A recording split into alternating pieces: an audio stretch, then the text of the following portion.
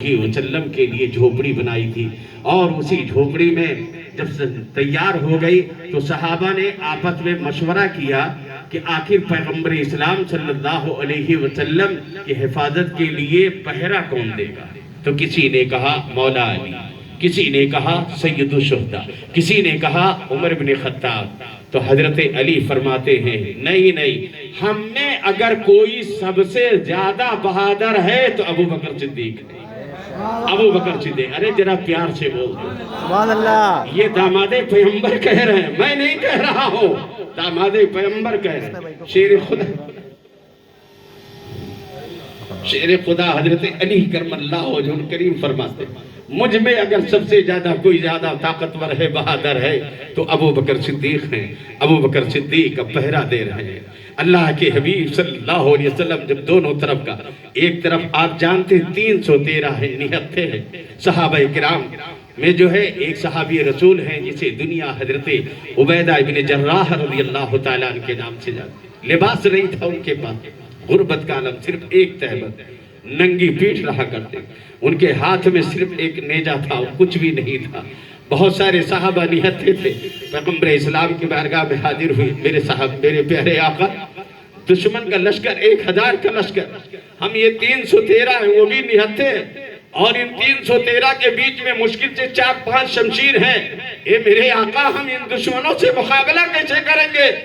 آج یہ دشمن ہم پر چڑھائی کر رہے ہیں، مویشیوں کو ہمارے لے کر چلے گئے، چراگاہوں پہ حملہ کر دیا، ہم مکہ سے نکل آئے پھر بھی یہ ہم کو مجبور کر رہے ہیں۔ اسلام کبھی جنگ نہیں کرتا ہے مسلمانوں، اور نہ اسلام نے کبھی جنگ کی دعوت دی ہے، ہمیشہ اسلام نے اپنی دفاع کی ہے۔ آپ ذرا دیکھو پیغمبر اسلام صلی اللہ علیہ وسلم سے جنگ لڑنے کے لیے یہ کفاران مکہ چل کر کے گئے تھے بدر کے میدان میں، ورنہ میرے مصطفیٰ یہ چاہتے تھے کہ جنگ نہ ہو، خون خرابہ نہ ہو۔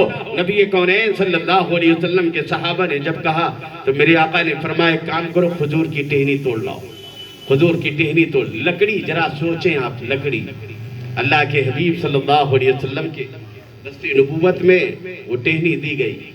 میرے آقا نے دست نبوت میں لیا اور اسے 2-3 حصوں میں کیا، ٹکڑے میں کیا، اور کرنے کے بعد اب صحابہ میں جو ہے تقسیم فرما رہے ہیں، منقسم کر رہے ہیں، یہ لو تم، یہ لو تم، یہ لو تم۔ صحابہ نے عرض کیا یا رسول اللہ اس لکڑی سے ہم کیا کریں گے؟ ننھی ننھی سی یہ لکڑیاں ہیں۔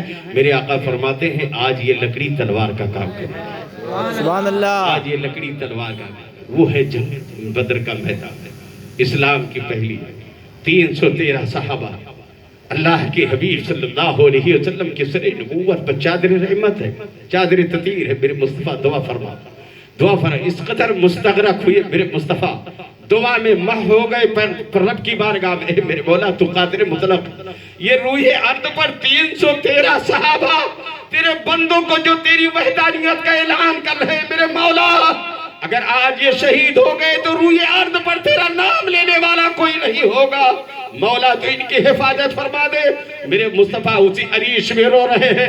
سیدنا ابو بکر صدیق فرماتے ہیں کہ اللہ کے حبیب صلی اللہ علیہ وسلم کے چادر رحمت جو ہے سر نبوت سے سرک کر کاندھے پر، دوش نبوت پر، پھر دوش نبوت پر، ارض پر، ابو بکر صدیق فرماتے ہیں کہ میں نے پھر اٹھا کے رکھا اور عرض کے میرے محبوب روئیے مات، وہ دیکھی لیے جبل ملائکہ جو جبل ہے، پہاڑ ہے، اس پہاڑ پر ایک روشنی ہے۔